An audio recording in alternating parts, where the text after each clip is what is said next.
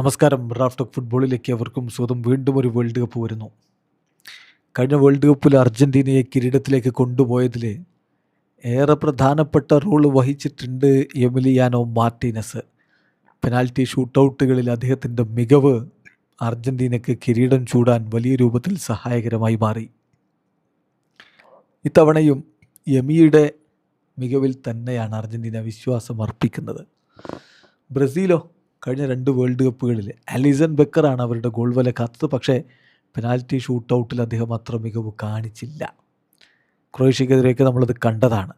ഒരു മികച്ച goal keeper penalty shootout save ചെയ്യാൻ കപ്പാസിറ്റിയുള്ള ഒരു താരം ബ്രസീലിന് ആവശ്യമാണെന്നതൊരു യാഥാർത്ഥ്യമാണ്. ഹ്യൂഗോ സൗസയെ ആ രൂപത്തിൽ കോച്ച് പരിഗണിക്കുന്നുണ്ടെങ്കിലും സമീപകാലത്ത് ഫോമൊന്ന് മങ്ങിപ്പോയി. ഇപ്പോൾ തിരികെ പിടിച്ചു വരുന്നുണ്ട്.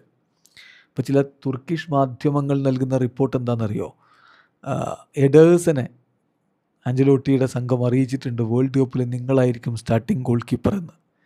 അതുകൊണ്ടാവുമോ പ്രശ്നം പരിഹരിക്കാൻ എന്നുള്ളതാണ് കണ്ടറിയേണ്ടത്. ഏതായാലും ബ്രസീൽ ടീമിൻ്റെ കോച്ചിങ് സ്റ്റാഫിൽ കുറച്ച് കാലമായിട്ട് വർക്ക് ചെയ്തുകൊണ്ടിരിക്കുന്ന ഒരാളുണ്ട്, ടഫഡേൽ, ക്ലോഡിയോ ടഫഡേൽ. അദ്ദേഹത്തെ പോലൊരു ഗോൾ കീപ്പറെയാണ് ശരിക്കും ബ്രസീലിന് വേണ്ടതെന്ന് ഞാൻ പറയും.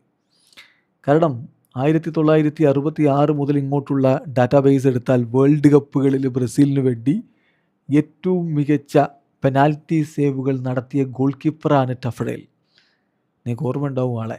94 ബ്രസീൽ വേൾഡ് കപ്പ് നേടുമ്പോൾ പെനാൽറ്റി ഷൂട്ടൗട്ടിലാണ് ബ്രസീൽ കിരീടം ചൂടിയത് അന്ന്. പിന്നെ 98 സെമി ഫൈനലിൽ അദ്ദേഹത്തിൻ്റെ സേവ്, പെനാൽറ്റിയിൽ നിന്ന് നെതർലൻഡ്സിനെതിരെയുള്ള സേവ് ഒക്കെ നിങ്ങൾ ഓർക്കുന്നുണ്ടാവും. ആ ടഫഡേൽ ഇന്ന് കോച്ചിങ് സ്റ്റാഫിൻ്റെ ഭാഗമാണ്.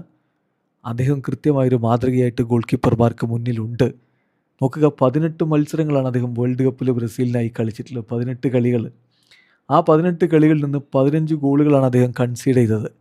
39 സേവുകൾ നടത്തി. 19 സേവുകൾ ഇൻസൈഡ് ദി ബോക്സിൽ നിന്ന് വന്ന ഷോട്ടുകളായിരുന്നു. 72% ബോളുകൾ അദ്ദേഹത്തിന് നേരെ വന്നത് സേവ് ചെയ്തു. 8 ക്ലീൻ ഷീറ്റുകളുണ്ട്. ഇനി ശ്രദ്ധിക്കണം, 11 പെനാൽറ്റികൾ അദ്ദേഹത്തിന് നേരെ ഈ 2 വേൾഡ് കപ്പുകളിലായിട്ട് അടിച്ചതിൽ 3 അദ്ദേഹം സേവ് ചെയ്തു.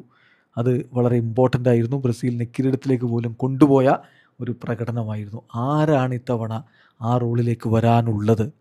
കാത്തിരിക്കാം. ആഞ്ചലോട്ടിയുടെ സ്ക്വാഡ് ലിസ്റ്റ് പുറത്തു വരുമ്പോൾ എന്തെങ്കിലും ഒരു പരിഹാരം ഈ പ്രശ്നത്തിനുണ്ടാകുമോ എന്നറിയാൻ വേണ്ടി വീഡിയോ അവസാനിക്കുന്നു. ഫുട്ബോൾ ലോകത്തെ കൂടുതൽ വിശേഷങ്ങളുമായി റാഫ് ടോക്സ് വീണ്ടും എത്താം.